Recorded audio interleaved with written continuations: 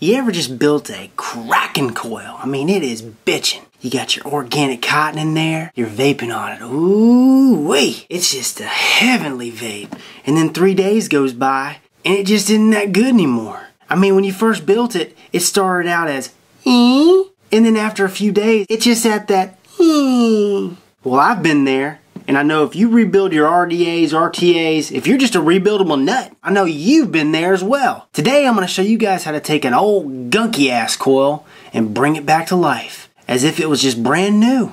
You ready? Let's go. Alrighty, so look at that coil right there. And with this setup right here, this exact same setup, I've been vaping on here for about 3 days now. As you can see, the coil is completely black, and that's that gunk that we're going to clean off. And what I do is I just pull this cotton out, gently pull this cotton out.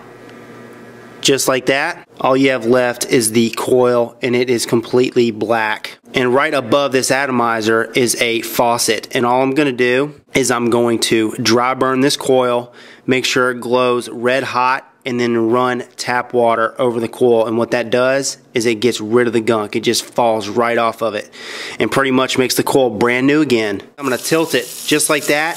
I'm gonna give it a dry burn, okay? Burn off all that coil, let it glow red hot.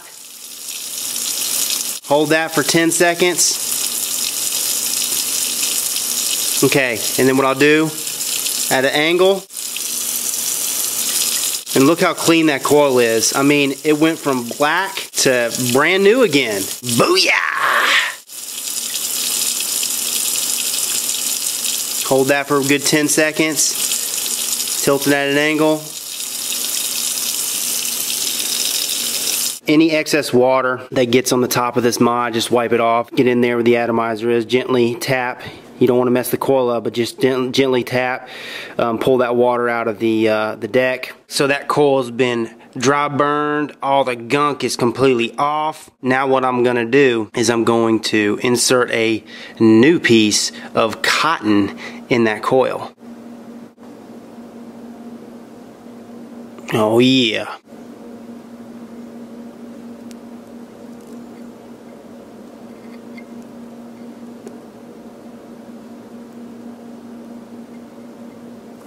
What I like to do with drippers is this piece, instead of cutting it, I place it on the post because that's the first place it's going to go when I drip. And when I drip and it hits that piece up top, it wicks right down to the coil.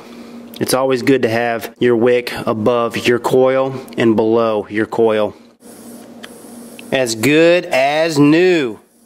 Oh yeah.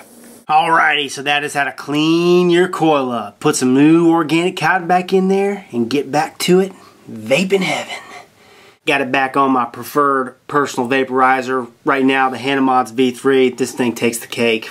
I find you just can't beat this regulated 30-watt device. The coil I have is a 1.6 ohm regular micro coil. As you guys saw, I've got her at 21 watts.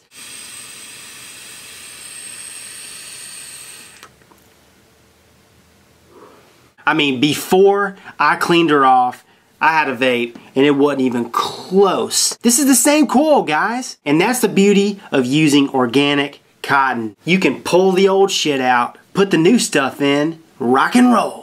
That's also the beauty of micro coils. Micro coils will last you a really long time. If you take care of them, if you clean them off, what I do, just like what you guys saw, clean her off, put new cotton in, and I repeat that process every few days. I've had a coil last me 6 months. It didn't ever die out. It never popped on me. It was 28 gauge and it was just a regular micro coil, but 6 months. Can you believe it? It didn't die on me. I just pulled it out and put a new one in just because I was bored one day. I guarantee it had gone longer than 6 months. That's the beauty of micro coils and cotton. That juice gunks up, gets all black and nasty. All you gotta do is pull the old cotton out, dry burn it, stick it under tap water, falls right off. Pop new cotton back in, and you're rocking and rolling. That is how to revive your coil. This is Rip Trippers, and remember, smoking is dead, vaping is the future, and the future is now.